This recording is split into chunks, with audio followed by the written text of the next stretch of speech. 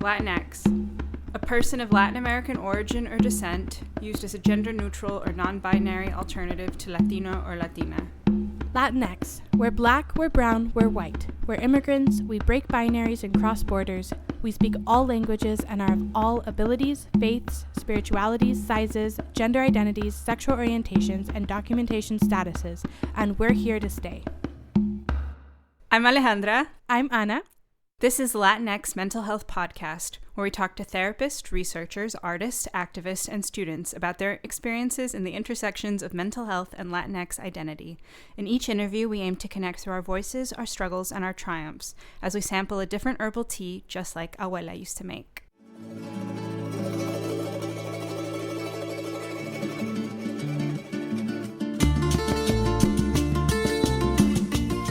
For this episode, we spoke to Laura Gomez-Horton, a social worker with over 20 years of clinical and administrative experience across the nonprofit, academic, and public sectors. She has been a voice for social justice issues through organizing and advocacy, as well as facilitating dialogues and workshops on the issues of racism and discrimination. We drank Be Here Now tea, an iced tea of oatstraw and lemonbalm infused with raspberries and blueberries, and talked about implicit bias, racism, the importance of self-awareness as therapists, and her training entitled Oppression in the Session.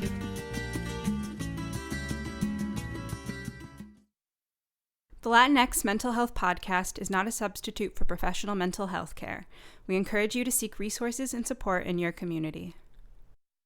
Hi, Laura. It's nice to see. Do you prefer Laura or Laura?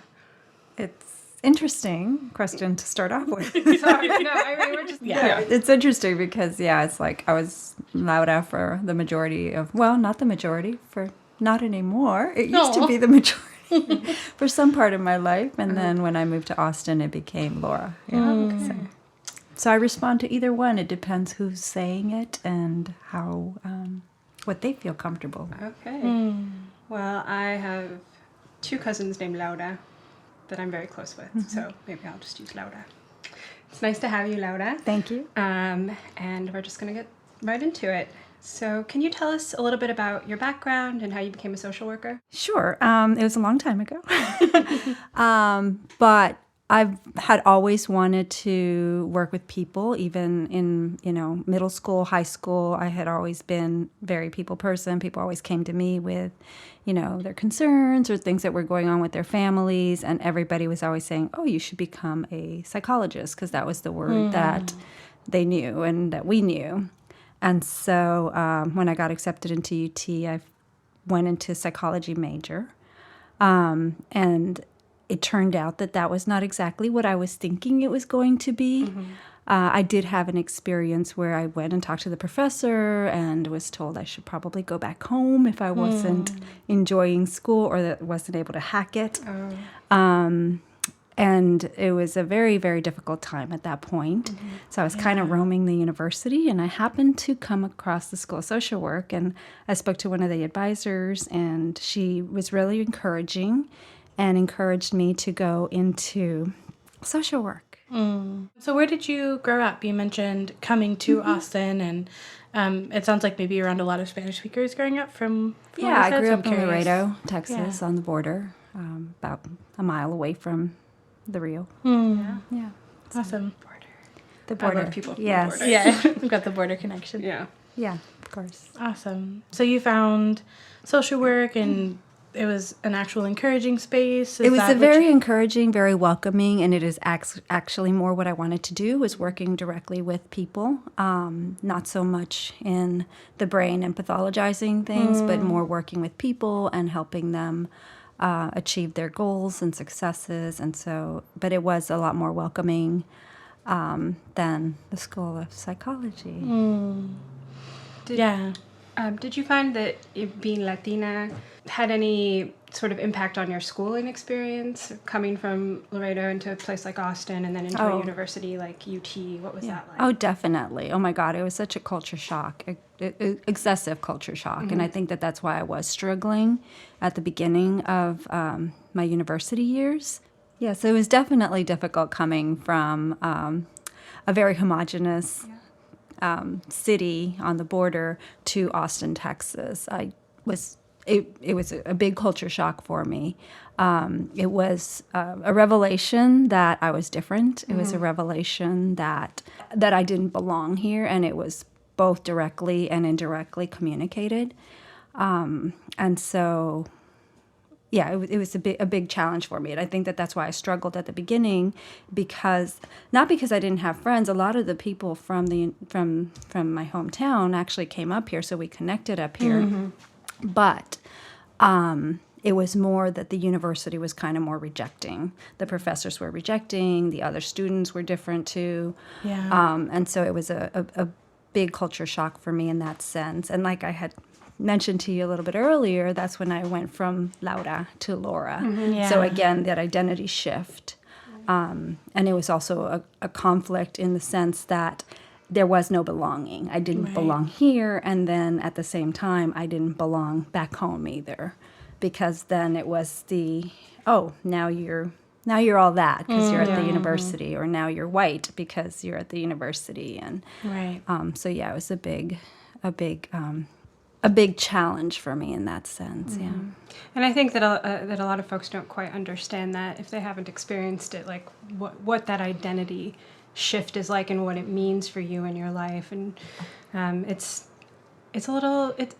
certainly challenging, and I think also something that you can use in your work and understand. And And at the moment when you're experiencing it, you don't understand what's going on. Yeah. You just think, well, I don't fit over here, and now I don't fit over here where I thought I always fit. And so it's kind of hard to feel something that's happening while you're in it. And it's not until much later that I realized, oh, that's what I experienced. Right. Yeah. Well, and I think it's interesting, too, because we've talked a lot with different guests on the podcast about the idea of migration and immigration and thinking about what it's like to be in different contexts, what it's like to feel disconnected, what community means. I think one of the things that has done a disservice to us of how we conceptualize immigration as being so much about borders and nations is that we also miss, I think, some of the nuances of what it means to move maybe not even that many hours away and still find that level of culture shock and still find like not feeling accepted, and that's a huge legacy in our country for a lot of non-white people of not finding belonging. And of feeling kind of like torn, especially with higher education. So I think that it's a really great nuance to point out. And I'm curious to know what that was like for you in your master's program then in social work. In my master's program, like I said, I mean, having been rejected by another program and feeling welcomed, I actually did feel really welcomed. It was still obvious that I was one of the few Hispanic students there. I was one of the few, and of course I think that a lot of other people can identify with this and can still identify with this even years later, is that you are the only individual there representing a certain population, and then that everybody looks to you to respond for that population, and unfortunately that hasn't changed since I've I mean, that's really why we wanted to do this podcast, was because it isn't one experience, and there's room for more than one Latina student in a class, and for more than one Latinx experience in the room, and it's interesting and it's valid and it's important. So, and it's good to know for people that if that is how they experience it, that they're not alone in having lived through that either, that there's a legacy of that in a lot of different professions, and that there might be more folks out there that can relate to their experiences than they think. So, oftentimes people find themselves as like the only bilingual social worker in an agency. And I think it's important for us to be able to connect across so that we can see, the diversity of our experiences, but also what connects us. Definitely. Yeah. So is there anything else you want to talk about in terms of just your career trajectory as a social worker and where that led you, or any interesting paths that you went down? I think that I coincidentally, ironically, I don't know, serendipitously, whatever word you want to use, everything where I am right now in life has kind of just happened in some way. It wasn't that I said, this is where I'm going, and I headed that way. I know there's some people that are very, very goal-oriented, and that's how they go. But a lot of things are more happen-sense for me. Mm-hmm. After I graduated, I had a job working in rural areas around Travis County, working with the Head Start program, and kind of getting an understanding that different populations that were living in rural areas. I was actually kind of surprised that there were a lot of African Americans, there were a lot of Latino people, a lot of Spanish speakers, predominantly Spanish speakers. And so it was very necessary for me to be in those areas and to communicate and try to engage them. And from there, going into working with domestic violence and sexual assault for many years also, that kind of landed in my lap in some ways, that I started working, being one of the few bilingual therapists that was available. I started taking on a lot of immigrant clients that were experiencing domestic violence or sexual assault, which I had never really put a goal that was going to be my goal or a target population to work with, but It just happened that that's what was coming my direction. Which allowed me to work and learn a lot more about immigration issues, work a lot with immigration attorneys and helping advocate for the people there, working on family issues related to Latinas and Latinos, working with intergenerational issues. So it's just kind of started building on itself. And then working with civil rights issues. So it kind of went from that micro level to a more macro level of involving more advocacy work, involving more organizing, and moving towards, more macro level advocacy work too. And that's one of those things that we've talked about several times here too, is just like the beauty of social work and being able to be so flexible and move across those spectrums. So that's really cool. So, one of the things that we're really interested in bringing you on to talk about is the training that I know you've given called Oppression in the Session. And I also just love the rhyming name of it.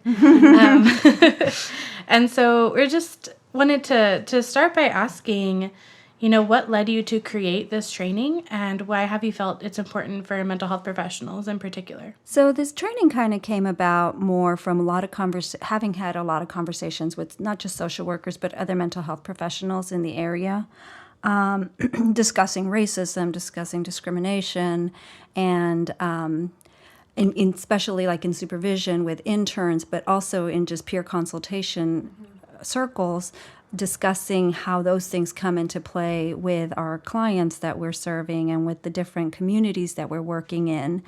And we kept getting requests from people saying, can you do a workshop on this? We want something a little bit more structured, not just a conversation around these issues, but social workers and counselors and other mental health professionals need to have this lens to work with clients from this particular perspective. A lot of times we pathologize our clients and don't pay attention to the oppression that they're experiencing, the racism, discrimination, all the environmental and societal injustices that they're experiencing. Instead, we put the blame on them. Right. Yeah. And so after several requests, we decided to kind of to develop a workshop around that. And we've provided it in several different contexts for professionals, and then also kind of changed it a little bit to also address just more general audiences of professionals as well. And it focuses a lot more on how we participate in the oppression of our own clients, and really looking at that particular relationship, looking at the implicit bias that we bring with us, the racism that we bring with us, all the different messages that we get growing up, and the fog that just kind of permeates within us that we're not even aware is there. Can you sort of tell us a little bit about the structure of these trainings? Like, what does it look like for somebody to come to one of those trainings? Yeah, I mean, I think a lot of times the way we like to start is really about looking more internally. And I know that makes people feel very uncomfortable. Yeah. They'd rather have like tables and graphs and things like that. But we try to focus more on the internalization of some of these issues, because if you don't do that piece, you can't do the work. You can't do pure work, because you're always seeing a client based on your assumptions, or you're seeing them based on, whatever ideas, Right. either the media or your family or, whoever is influencing you has put into you. So I think we often start it with looking at definitions of like, what is exactly implicit bias? This is a term that we throw around quite a bit, and what exactly it is. It's a hot topic, right now around, I wouldn't say the world, but around the community. It's implicit bias is how you look at that, and racism, how you look at that. All hot topics right now. But what is it exactly, and how does it apply to you as an individual? Which people don't want to. No. They don't want to talk about that. It's hard, No. but it's necessary, like you're saying. Can you give us some specific examples of how we incorporate anti-oppressive practices in therapy? What would that look like? Well, and I'm going to give you an ambiguous response to this. Okay. And I know, again, people don't like that. But how you incorporate it into practice is by doing your own work. Yeah. It's like you do your own work. And when I say do your own work, a lot of times when we say that as mental health professionals, it means work on your traumas and work on Right. your past and but what I'm saying, do your own work, is figure out your own implicit bias, figure out your own discriminatory practices. We do, whether we want to or not, we treat people differently based on how they look, based on their color of their skin, their accent or lack of accent, their economic status. We treat people differently. And I've had many people, that I've supervised in the past acknowledge that. And it's good that they're acknowledging it. Like, yeah, I had a different expectation about this person because of who they told me they were or their looks. We even write that in our case notes sometimes. Client appeared appropriate, Right. And it's like, client was dressed professionally. It's like, Right, what does that absolutely. means? Nothing. Yeah. It means nothing about them. But we're taught to look at those things and to interpret those things. Yes. And then, in addition to the things that we're taught to interpret, we're interpreting them based on our own experiences or lack of experience with those cultures or, communities. Well, and to your point earlier, oftentimes that results in us giving a label or a meaning to that person as an individual and not thinking about what that means about their environment. Because I think a lot of the times what we're actually, the observable quality that you're talking about, not necessarily in terms of skin color or things like that, but I'm thinking of like the appearance that you were referring to, or how someone's dressed, how someone presents themselves. If that's taken into a broader environmental context, that's a really different conversation than, oh, that means something about them as a person. Yeah. And I think that so often that's where we go to first. Absolutely. And we've talked about this here before too, but the whole point of social work is supposed to be the person in environment context, right? And so I think what I love about this too is it really brings out the environment piece as being really important and should be at the forefront, and that we also are in these environments and have these perspectives and have these biases. So if we know where they come from, we can work to undo them better and be more open. Right. So, you mentioned that you've done work at, both the micro levels, the macro levels, getting into more advocacy, and that's something that a lot of the time I think can get divided. Even within schools of social work, there's oftentimes a track for each, and you have to pick.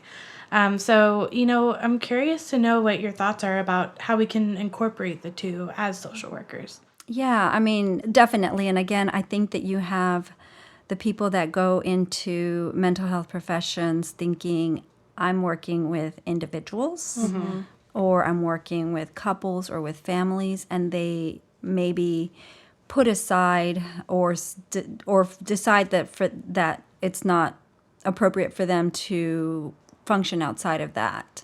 And then you have the people that kind of see all those different tracks, and I think that's more where I land.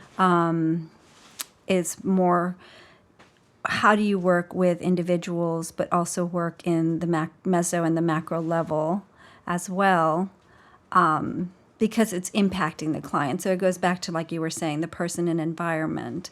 It's like, yes, you can help this one individual, but if you don't change the systems, if you don't change the environment, if you don't change the larger political oppression that's existing, I don't know how much good you're doing for that one individual. Right. Because the oppression continues to permeate their lives. Yeah. And I think like that's something that I hear a lot of therapists of color bring up. And it's something that I think just having the identity that you do and the experiences that you've had allows you to sort of to see that. And that's why your voice is so important. And that's why these anti-oppressive trainings are so important, because there's like a privilege in not kind of seeing this very obviously, right? Like to everyone sitting in here, like we went into this work knowing that, Right. because we see it, because we've lived it. And so that's why people need to have the conversations. Right. And being able to sit in what can feel discomfort. But then I think at the end of the day, what we have to understand is what you're starting to learn, I think, when you find that you're feeling uncomfortable with these conversations is maybe just like a taste of what people who deal with oppression in that area all the time feel. And that's why it's so valuable to sit in the discomfort, because that's how we're going to move toward a broader understanding of what it would look like to dismantle these systems, which we can't do if people are oblivious to them. Right. Would you say that over the years there's been like more of an interest in this sort of work, or that you've been just here? Like what's changed over the years, if anything? Again, I kind of fell into these conversations. And the person that kind of dragged me into it knows who they are. But it's something that's just been unraveling over the years. So it's kind of hard to pinpoint, one thing or one experience. And it just seems to come at you so much that once your eyes are open, it's hard to unsee something. They say ignorance is bliss, and it really is sometimes. Unfortunately, you're not seeing reality if you're being ignorant to something. I would imagine that there seems to be at least more of an interest in learning about social justice in the last few years, at least that I've seen from the people in the community in general, and even from therapists and people in social work. And I don't know if that's been reflected at all in like requests for this type of training or... Yeah, definitely. I mean, there have been a lot of people that, are moving more to that awareness of social justice and injustices that exist. There's also been a lot of pushback as well, from the people that feel like, oh, this is uncomfortable, we don't want to talk about that, or things were fine, let's let things be. But again, it's like once you open that door, it's kind of hard to close it.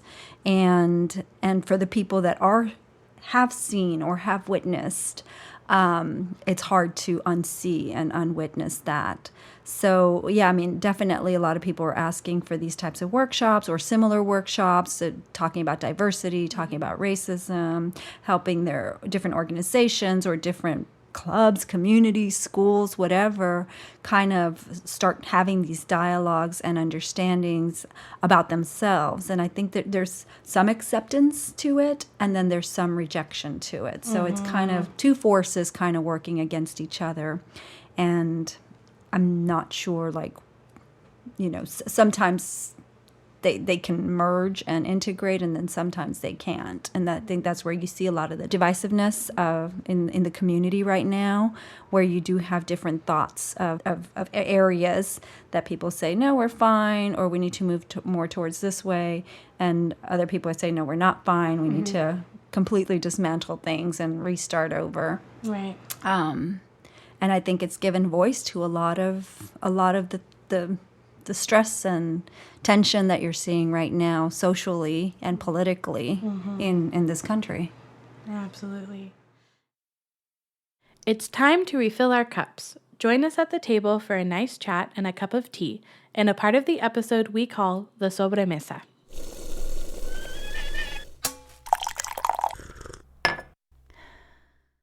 So for our first Sobremesa of season 2, we wanted to talk about something timely and something that happened over the summer that Alejandra was present for and started a lot of national conversation around the use of guns in this country and, you know, a lot of conversations around mental health too. So, Ale, I don't know if you want to talk a little bit about what it was like being in El Paso for a little bit this summer. Yeah, so I drove to El Paso over the summer after I graduated, and thank you.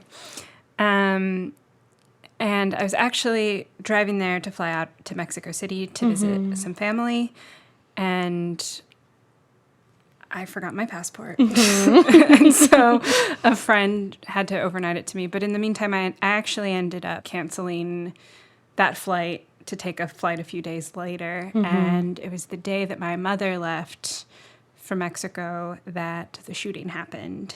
And actually, both of my parents were in Ciudad Juarez for different reasons. My dad was at a meeting. My mom was flying out of the country, and I was at their house. And that's when I first heard about the shooting from some family members. I wasn't really watching television or doing much of anything at that point. It was probably around 11 o'clock in the morning. And then I got like a group chat from my cousins saying that there had been a shooting at the Walmart, but there was just a lot of confusion around it. Yeah. Like, we thought that there were multiple shooters at one point. We weren't sure the motivation. It was really scary to be at home alone and to not know what was happening. And to be in pretty close proximity to what was happening. Yeah. So that shopping center is a few miles away from my parents' home and very close to my grandmother's house until, like, all of my family lives kind of in that side of town. Yeah. So definitely there was a moment of just everybody making sure we all knew where everyone was. Right. My grandmother was actually supposed to be at the Walmart that day, but hadn't been feeling well. She was going to take my uncle to get something. So luckily she stayed home and she wasn't there. So that was sort of like initially what happened, just everybody checking in on everyone else. And I think that was everybody's experience, anybody who's from there. And also that shopping center is where I spent a lot of my adolescence because it was a place that my parents like felt safe leaving, like 14-year-old me and my 14-year-old friends.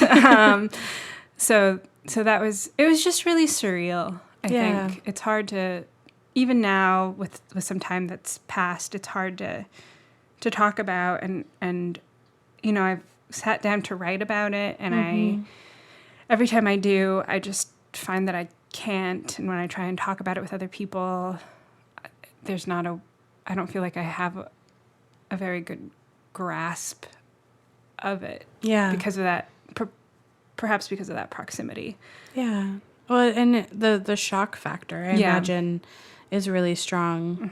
And I know when we talked that day, it was also just like, what do you even do with that information? How do you process feelings? You know, what our bodies do when they go into shock. And it's always fascinating to me how much we can know about mental health and then still experience things the way we like read about them or have experienced them before or see them in clients. And you can't really do anything with that knowledge when you're in the middle of it. I called my therapist. I love that. Yeah, who was in Austin. And that was helpful. Yeah. Not as helpful as I would have liked.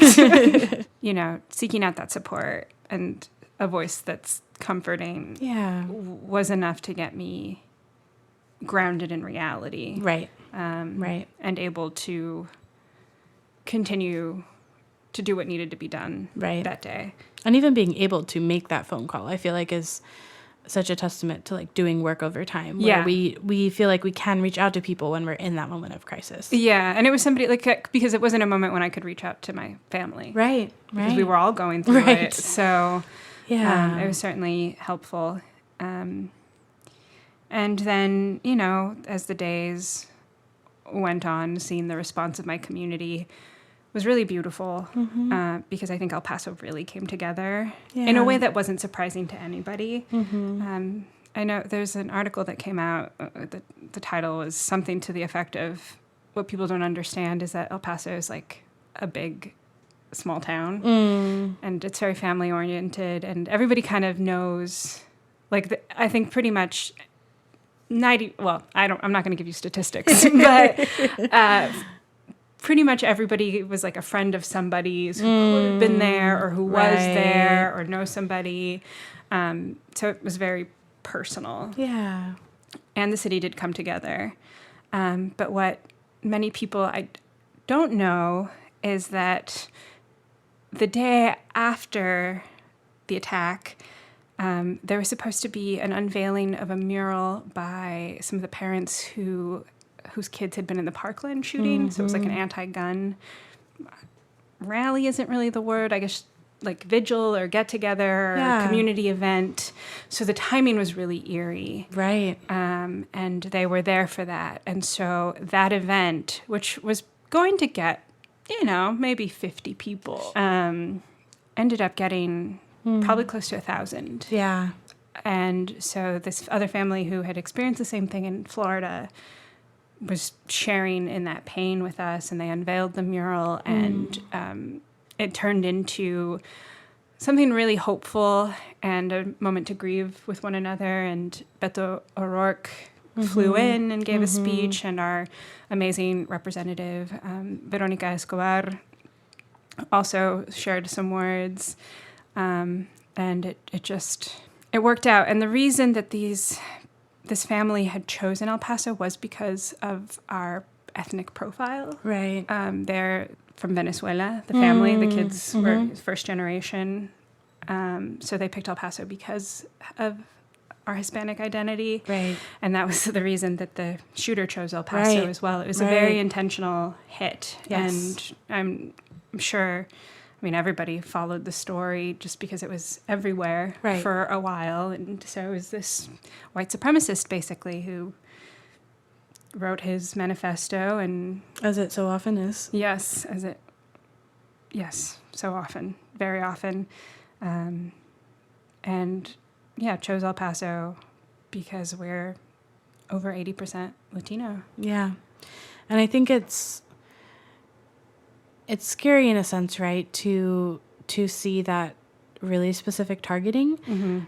And I think it's also really validating in a way, because oftentimes it's so clear to so many of us that white supremacy is motivating a lot of these shootings, but there's so much pushback against the idea that that's why. Yeah. And so to be able to really say this is exactly why this happened, there's no ifs, ands, or buts about this, and it is linked to so many others, in a way is also able to really validate the fact that violence and white supremacy are linked, and that fear around discrimination and racism is, at the end of the day, just like a lot of different forms of oppression, fear of dying. And that oftentimes the ultimate consequence for all of the isms can be death. And I think when it is brought to light in such a direct, clear way, it helps those of us working in the social justice field to be able to make that point and try to push for radical change that needs to happen. And yet, nothing has happened. And in fact, this was decided before the shooting, but our gun rules now in Texas are even looser. Yep. It's easier to access a gun. And I honestly didn't think anything was going to come of it. Yeah. Because if, we have There's been so many and nothing has come from them. Because, we've had this really, Sandy Hook was a moment where I think we all thought that maybe something could change, because these are little white kids. Right. Like, what's going to change when a bunch of brown people get killed? Right. And that's cynical. Right. But I haven't been proven wrong. It's also practical in terms of the history of this country. Yeah. Yeah. I think the other piece that is important to talk about is the mental health aspect, because a lot of the folks that are going to talk about this not being about race tend to really like to blame mental health for shootings. And I think it's so important for us to highlight that, on the contrary, people with mental illness are more likely to be the victim of violence and not the perpetrators of violence. And that when we go straight to blaming mental illness instead of talking about racism and other forms of oppression and gun control and other pieces like that, we're really just fueling stigma in a way that I think is so unhelpful. Yeah, no, for sure. And this is, it seems like such an obvious argument, but maybe it isn't. I don't know. But mental illness exists everywhere. Yeah. And this isn't a problem in other countries. Right. Also, it exists in women and people of color. And overwhelmingly, mass shootings are committed by white men. Yes. That is the statistical fact. Yeah. So yeah, absolutely. You can't go straight to blaming. You can't ever blame one thing for anything, really. But I think that it's such a red herring. Yeah. And it also, on top of just being false, it really works to mask racism and other forms of oppression, and it really works to further the oppression and stigma of people dealing with real mental health issues who are absolutely not going out and shooting a bunch of people. And so I think, for a podcast that really focuses on mental health and the intersections of mental health, Latinx identity, how much we talk about racism and other factors, this situation just really brings to light all of the intersections of those pieces. Yeah. And I think also just what it can look like to come together in community after that, and what it can look like to work toward healing. And if it's going to take a long time for systems to change, what we can do in the meantime to support each other. Yeah. And I'm sick of the focus being on the mental health of the perpetrator, because the mental health that we really should be focusing on is the mental health of the victims. Absolutely. Because that trauma is going to ripple through the community for a long time. Yes. Children lost their parents, and people lost friends and family.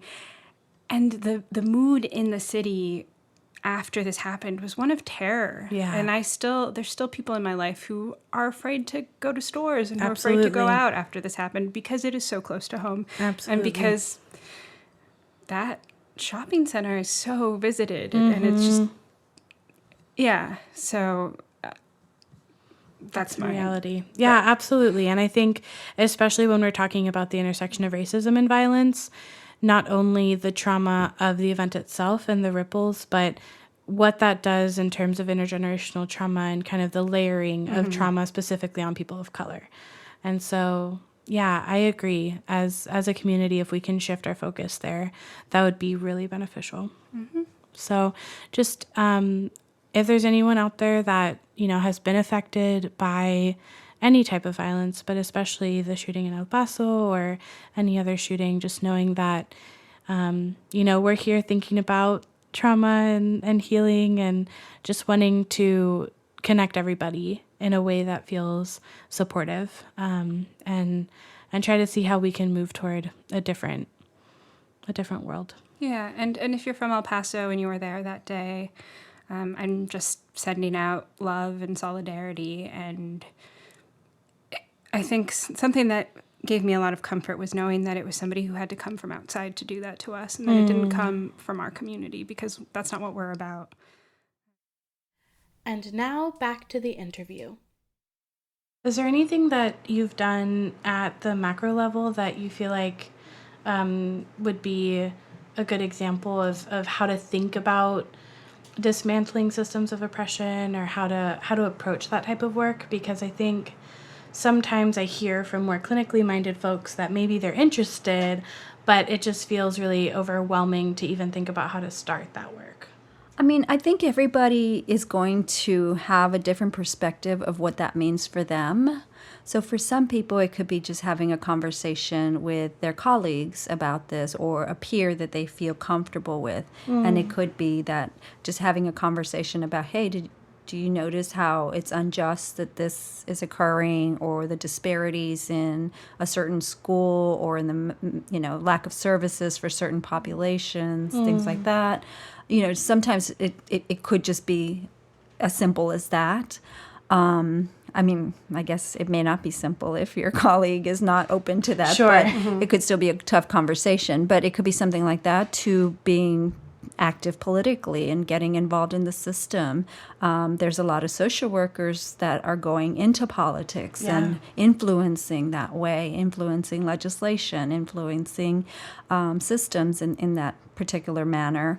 There's social workers that are trying to get into the private sector or nonprofit sector and getting leadership positions to where they can make changes. Maybe having people create allies also who are in those positions that are understanding and empathic to the different oppression that exists out there for other populations who are wanting to help. So it can take a big spectrum of activities that you can do. And again, it's not for everybody, because you do have to weigh your risks. There's risks in all of this, and that's a big thing that we talk about, because we don't just want to say, go out there and change the world, do something, but instead we want to say, all this comes with a risk. You're risking, especially for people of color. There's a big risk. You can lose your job. You can lose whatever status you have in the community. You can, all the way to the point of getting physically hurt or even killed just because of what you're promoting or supporting. There's a lot of people that have entered this work that have discussed before how they've lost family because of the dissension. They're no longer thinking or accepting what the family taught them. So there's a lot of separation in that way. So there's always going to be some risk to any kind of involvement in advocacy work. Right. It's a very personal decision of what you're willing to risk. Yeah. Absolutely.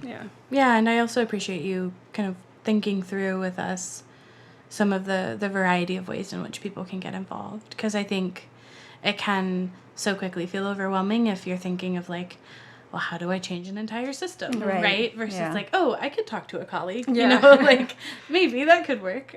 So I think it's great to frame it in that way, right? Yeah. So that it can feel like there's a spectrum rather than a leap over a huge canyon that people would have to take to get there. So sometimes the conversation can be with your own families. If if you're raising children, helping them kind of think critically through some of these things and helping them think about the different types of social injustices out there. And I know a lot of times parents are thinking, oh my God, I don't want to expose my child to these injustices. But I often question, like, why? If you're not willing to expose your child to something, that means there's something wrong with that. Right. With that, that means it's something difficult. It means it's something that needs to change. Yeah, absolutely. I think going back to what you said earlier about really checking in with yourself and doing that internal work first. And I like the way you sort of, talked about your own trajectory, because it's that like first step of like seeing it yourself, and then things do sort of open up to you.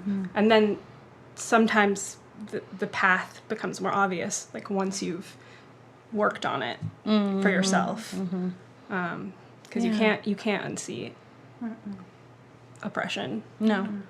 You can try, but some people do a really good job of it too. It isn't easy. No.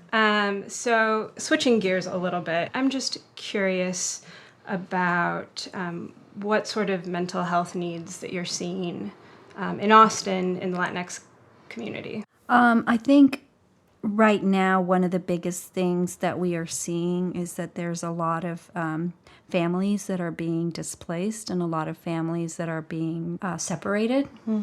With the political climate around immigration, there's a lot of children that are being left without a parent figure, or either both or one parent is missing in their lives because they've been deported or something. They've been separated in some way.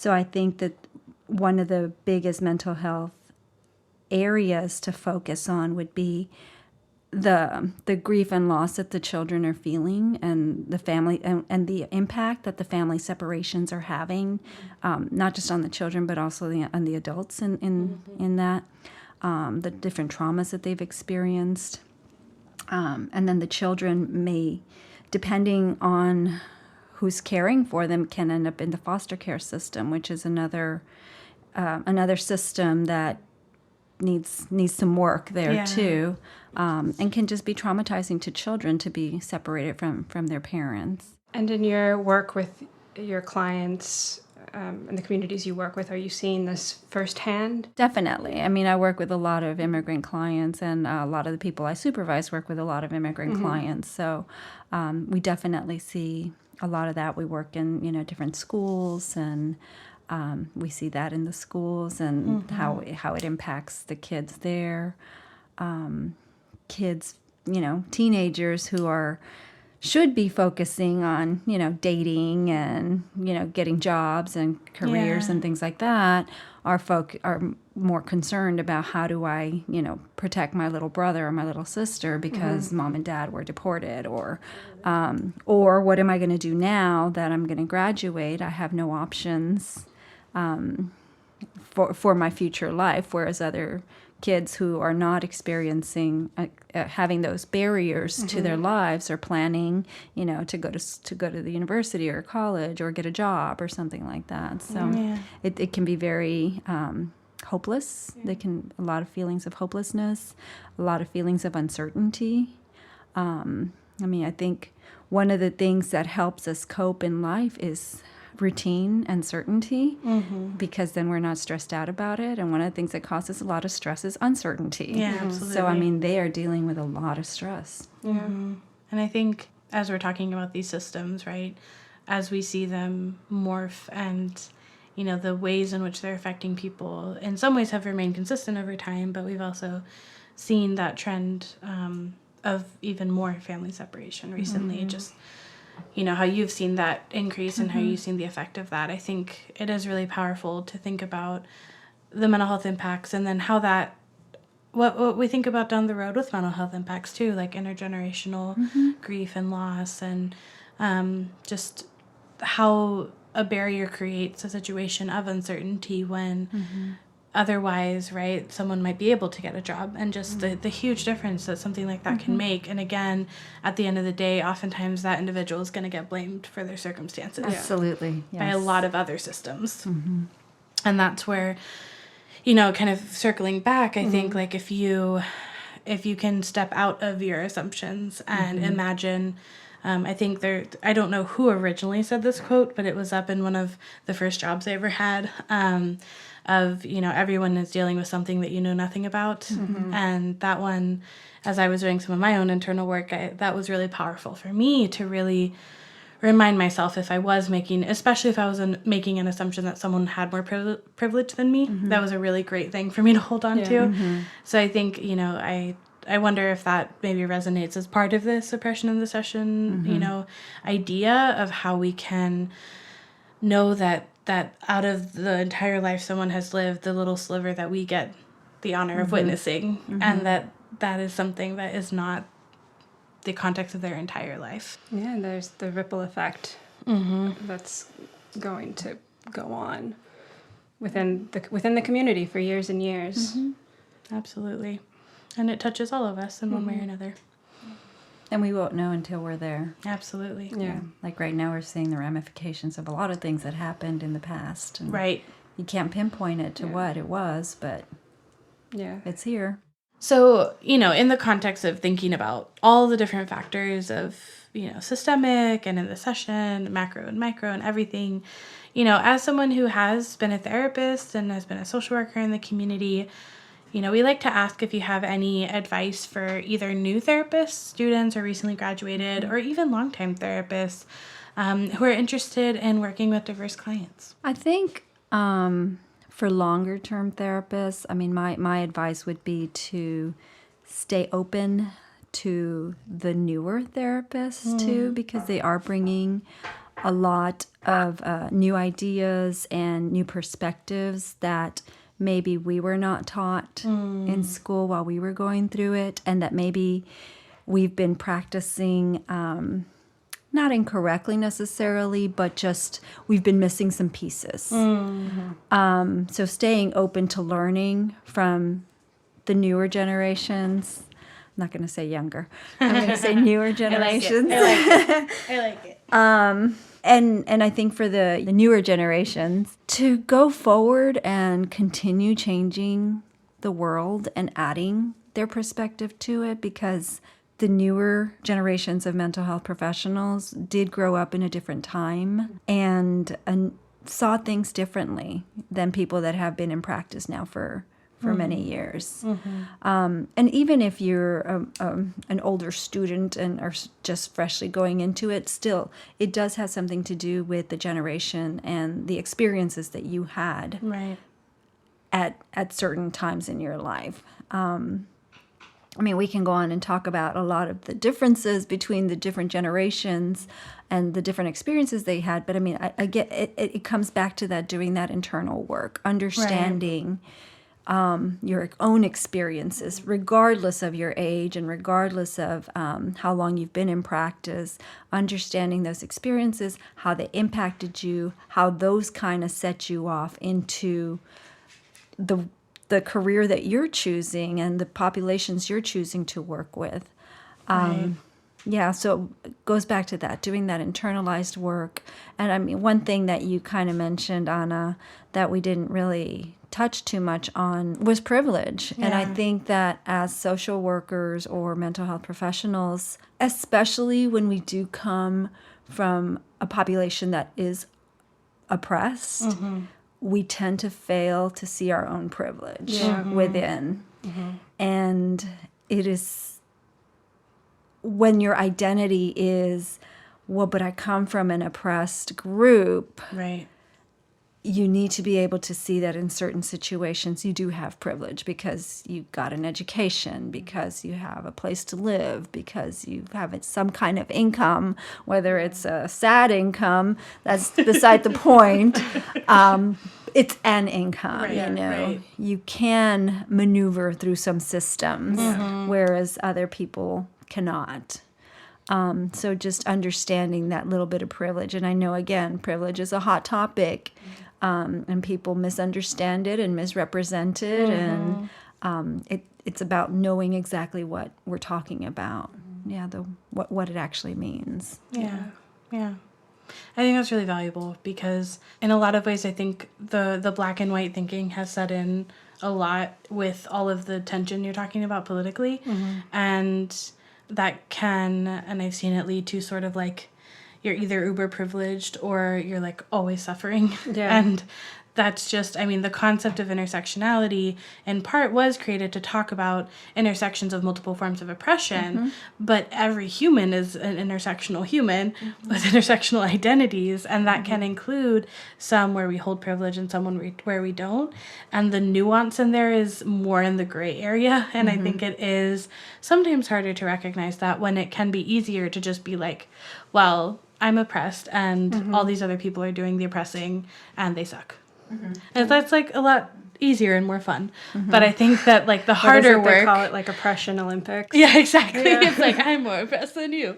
Yeah, but like the harder work of the nuance of the gray area of like sitting in who we actually are is, I think, what you're saying.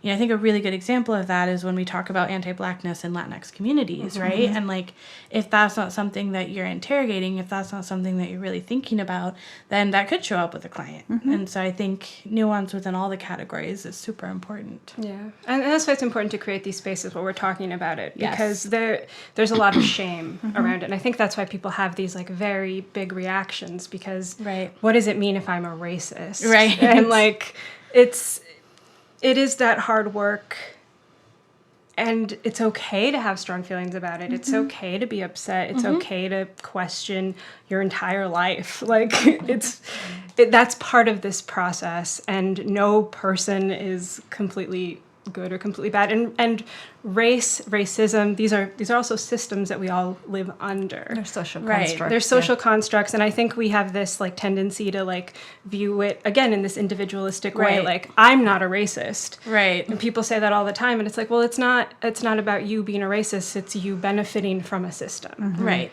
And trying to like, I try to reframe it in that way. It's not always successful. People don't always want to hear it, but it's like you benefit from this system in this way, and that's not your fault. Right. But you do. But you do, and that's a fact. Yeah. And what you said earlier about there being a fog or like the water we swim in or any of those types of metaphors, right? You know, for any of us to think that we could magically separate ourselves from the families and societies and systems that have taught us oppressive thoughts and ways of being is like saying that, you know, we're like superheroes or we have like superpowers to do that, because that is really, really hard work when the water we swim in is full of all of the isms. So I think it's really valuable to, you know, like you're saying, to really parse that and apart and really think about it. Yeah. Yeah, and one way is to really understand your own implicit biases that you carry with you, and paying attention to when you feel uncomfortable versus when you feel very comfortable. Yeah, and when you are surprised because, you know, you expected a client to speak a certain way, but they don't sound that way. You know, all these little nuances, it's really paying attention to that and saying, why did I have that expectation? Right. Where does that come from? How can I approach clients in a way that is more open rather than having this recorder in my head that's already predisposed and has already figured out who this person is. Right. Yeah. Actually, this isn't a question that I included, but I'm curious about like. So we make mistakes, right? As therapists, we make mistakes. And so I want to talk a little bit about repair in these situations. Like you realize that you've misstepped with a client, or that you've hurt them in this way, or maybe that you've been doing this for a while. How would you go about repairing that? And what's important about that repair? I think acknowledging it with the client is very important. So if you had a misstep with a client, bringing it up and sometimes just apologizing is beneficial, and just acknowledging. I think a lot of times clients have lived so much in this water, like you said, Anna, and in this pool, that they might not have even noticed what you did or what you said. And by you acknowledging, it could actually be very validating for them that, this person actually acknowledged something that I felt but couldn't name. And whether repair happens or not, it's at least you're more transparent about it. Some clients may not forgive you for that, and that will let you know that repair did not work. And then some clients will be thankful that you did it, and then you know that repair worked. But that's probably going to have to come more from you than from the client. Sometimes the client will let you know you messed up too, and those are. To me, those are even better, because I'm like, oh my God, yes, you're right. I completely messed up. And just, it does equalize the relationship, and it helps you be more relational with them in some sense, to admit that you did mess up. I mean, you're not all powerful. You're not all knowing. And I think a lot of times people are appreciative that you at least saw it and you acknowledged it, and then you can ask them, it's like, how can I repair this? You know, what can we do to make this move forward? Not to make it okay, right? Because it's not okay, but how do we move forward from here? Yeah, and I think like in doing that, I mean, that's part of the importance too of doing consistently checking in with clients in a really transparent way of what's working for them and what isn't, and having opportunities the whole time, because over time someone might feel more comfortable saying something, and also then what you said at the end there brought up for me the importance for folks of doing things like doing their own reading or listening to podcasts or seeking peer supervision, because I think there's also that fine line of like making sure your client isn't then educating you on something about themselves that you should like seek on your own, right? Because that's not what they're in therapy for, Right. To like educate you on the oppression that they live, right? So I think like it's bringing up for me that maybe that line of finding ways of asking for their experiences and like of making space for them to bring that into the room and feel validated without like making them work for you. Yeah, making them like educate you on their oppression. Yeah. Yeah. All right. Well, we're at about the end of this interview. Okay. But is there anything else that we missed or that you would like to talk about? I think one thing that we didn't touch on is that one of the reasons that it's so important for us to do this work and really acknowledge our own implicit bias is because of the power that we hold. Yeah. We hold so much power as social workers, as mental health professionals, and the clients that we're serving. We don't want to contribute to that oppression. Yes. And that's why the oppression in the session title is because we do, unbeknownst to us sometimes, contribute and perpetuate this oppression. Yeah. So being able to notice and acknowledge and interrupt that type of oppression that we are perpetuating allows us to be more present with our clients and more gentle and more empathic. Versus when we're not acknowledging those things, we just continue hurting them. Yeah. Absolutely. I'm glad you shared that. Yeah, and like you said before, the idea of like the recorder in your brain, that's kind of like feeding you what you should be thinking based on like what society has taught you or what have you. You know, I think the point you make right now is so wonderful of like our goal is to be fully present. So if we have a recorder going of like, these are all the things you should think about X type of person, then of course we're not like fully present with that individual. Right. So I think that's a really, really crucial point of getting ourselves to where we can be, a lot more gracious about like knowing that we don't know everything. One thing that I wanted to mention with the power is that as we're acknowledging that implicit bias or those thoughts that we have about people, that it's not a pass or fail thing. It's not like, oh my God, I've been in practice for 20 years and now I'm getting an F on this particular part. It's not about that. It's because I think a lot of times, especially either new professionals or even professionals that have been around for a while, they feel like they're failing at their profession, and it's not that. You know, it's not a pass or fail. It's a work in progress. And if you think you're done, you're not done. Right. It's always a work in progress, and we're always learning and developing. Yeah. Well, this has been lovely. And we always end with the same question. But what is your favorite herb or tea? You're not going to like my answer. What? It's funny. This was the question I was dreading the most. Wow. Dread. We don't want to give anyone dread. It's dreading because I don't like tea. Oh, no. I'm not a tea drinker. I never have been a tea drinker. What about like herbs on food? Yeah, like rosemary or basil or salt or pepper. I don't like salt. What? What's your favorite flavor of anything? I do like pepper, but the flavor of anything.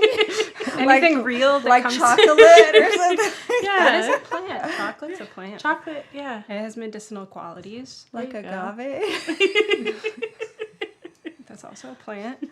These are all plants. These are all plants. You're fine. So I seriously was dreading that question because I was like, "Oh my god!" Oh no! I've also like refused to answer because I love she them doesn't all. answer this one either. It's like the question She we ask says all everyone. of the above. All of the above. Oh, because you love them all. Yeah. So y'all have opposite answers. Yeah. To this. Yeah. No, I mean that's me. It's like That's awesome. Well, thank you for joining us. It's been a pleasure. Thanks for listening to this episode of the Latinx Mental Health Podcast. You can follow us on Twitter and Instagram at LatinxMHPod, Find us on Facebook and YouTube, and subscribe everywhere you listen to podcasts. ¡Hasta la próxima!